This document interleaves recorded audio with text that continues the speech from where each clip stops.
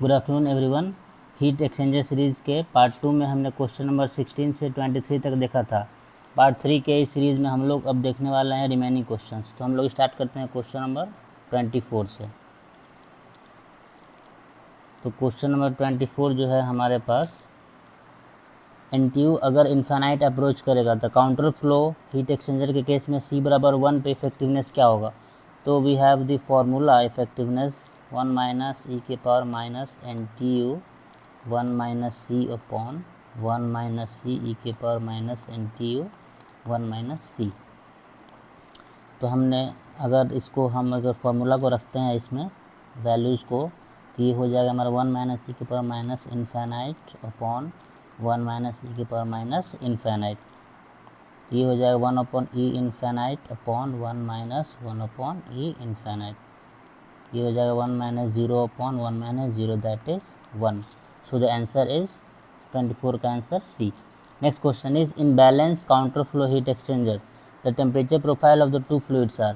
सबसे पहले हम लोग काउंटर फ्लो के केस में प्रोफाइल बनाएंगे। Balance counter flow heat exchanger कहने का मतलब क्या हो गया कि C बराबर 1 है। C होता है heat capacity ratio, that is C minimum upon C maximum. तो अगर मेरे पास दो फ्लूइड है, सपोज ये हॉट फ्लूइड है m dot C P H T H I minus T H E, और ये कोल्ड फ्लूइड है m dot C C P C T C E minus T C I. तो C बराबर 1 का मतलब हो गया कि दोनों का जो हीट कैपेसिटी है वो सेम है। इसका मतलब ये हुआ कि T H I minus T H ई बराबर हो गया T C E minus T C I. तो हम इसको थोड़ा सा रीअरेंज करेंगे। हमें पता है कि यहाँ पे होता है हॉट इनलेट, यहाँ होता है हॉट एग्ज़िट, यहाँ होता है कोल्ड इनलेट, यहाँ होता है कोल्ड एग्ज़िट। ओके, तो यहाँ पे हम इसको रीअरेंज कर सकते हैं। T H I minus T C E equals to T H E minus T C I. इसका क्या मतलब हुआ? इसका मतलब ये हो गया कि ये होता है delta T1 change in temperature at inlet, ये होता है delta T2 change in temperature at exit. मतलब इनलेट टेम्परेचर का जो चेंज है वो आउटलेट टेम्परेचर के चेंज के बराबर है। तो इसका प्रोफाइल जो होगा कुछ इस टाइप से बनेगा, पैरेलल प्रोफाइल बनेगा। Okay, parallel straight lines this type से। सो द ऑप्शन इज़ 25 का C, parallel straight lines. Now the next question is for a balance counter flow heat exchanger C बराबर 1 द इफेक्टिवनेस इज। तो हमें formula से पता है E बराबर होता है 1 माइनस ई के power minus N T U 1 minus C upon 1 minus C e के power minus N T U 1 minus C. तो अगर हम इसमें C बराबर 1 रखते हैं देन मेरा इफेक्टिवनेस हो जाएगा 1 माइनस ई के power minus N T U into 0 upon 1 minus e के power minus N T U into 0, that is ये हो जाएगा 1 माइनस 1 अपॉन 1 माइनस 1। ये होता है इनडिटर्मिनेट फॉर्म। तो हम क्लास में डिस्कस कर चुके हैं कि जब इनडिटर्मिनेट फॉर्म होता है तो इफेक्टिवनेस के लिए हम लोग क्या लिखते हैं? इफेक्टिवनेस फाइंड करने के लिए बाय एल हॉस्पिटल रूल ये होता है N T U upon 1 plus NTU. So the option is 26 का B. Next question is 27. When designing a heat exchanger, if the outlet temperature are not known, which method is more straightforward? तो हम लोग effectiveness में दो तरह का method पढ़े हैं। पहला जो मेथड होता है वो होता है LMTD मेथड, दूसरा होता है NTU मेथड। LMTD हम वहाँ यूज़ करते हैं जहाँ पे हमें हॉट और कोल्ड का फ्लूइड इनलेट आउटलेट टेम्परेचर पता होता है। बट जहाँ हमें टेम्परेचर नहीं पता है हॉट का और कोल्ड का, तो हम क्या करते हैं? हम NTU मेथड यूज़ करते हैं, क्योंकि बाय फार्मूला हम देख सकते हैं कि NTU बराबर होता है UA अपॉन C मिनिमम। तो यहाँ पे हमें टेम्परेचर का कोई रिक्वायरमेंट नहीं है। ये नहीं है कि हमें टेम्परेचर नहीं पता रहेगा तो हम इसे फाइंड नहीं कर पाएंगे।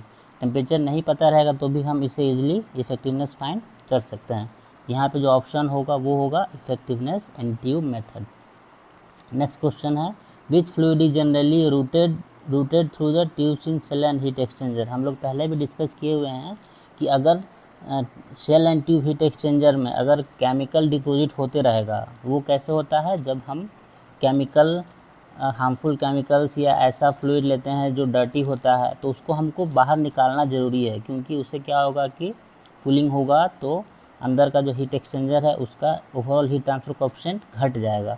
तो हम लोग वैसे फ्लूइड को रूट आउट करते हैं जो क्या होता है, मोर कोरोसिव और डर्टी होता है। तो इसका ऑप्शन होगा 28 का सी।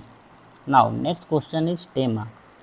टेमा stands for tubular exchanger manufacturers association. ये एक तरह का एसोसिएशन है जो मास लेवल पे इंडस्ट्री में जो भी shell and tube type heat exchangers होते हैं उनको डिज़ाइन करने का काम करता है।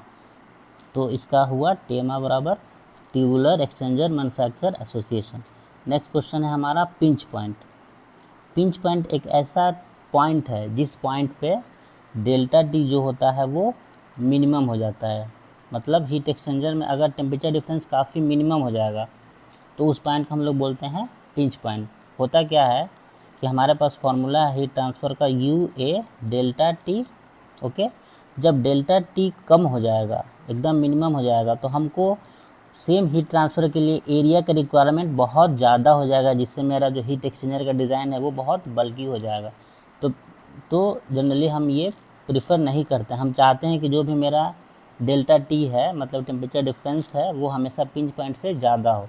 तो पिंच पॉइंट क्या हुआ, the location where the temperature difference between the two stream is minimum. तो 30 का आंसर होगा बी। तो हम लोगों ने हीट एक्सचेंजर में 3 सीरीज़ किया, जिसमें से हमने ऑलमोस्ट 30 क्वेश्चंस कवर कर दिया है। तो आई होप कि आप लोग इसको अच्छे से रिवाइज़ कर लीजिएगा, और ये एग्ज़ाम पॉइंट ऑफ व्यू से आप लोगों के लिए काफ़ी इंपॉर्टेंट है। आप लोग 2-3 बार इस वीडियो को देखकर अच्छा सा अंडरस्टैंडिंग अपना बना सकते हैं। तो थैंक यू।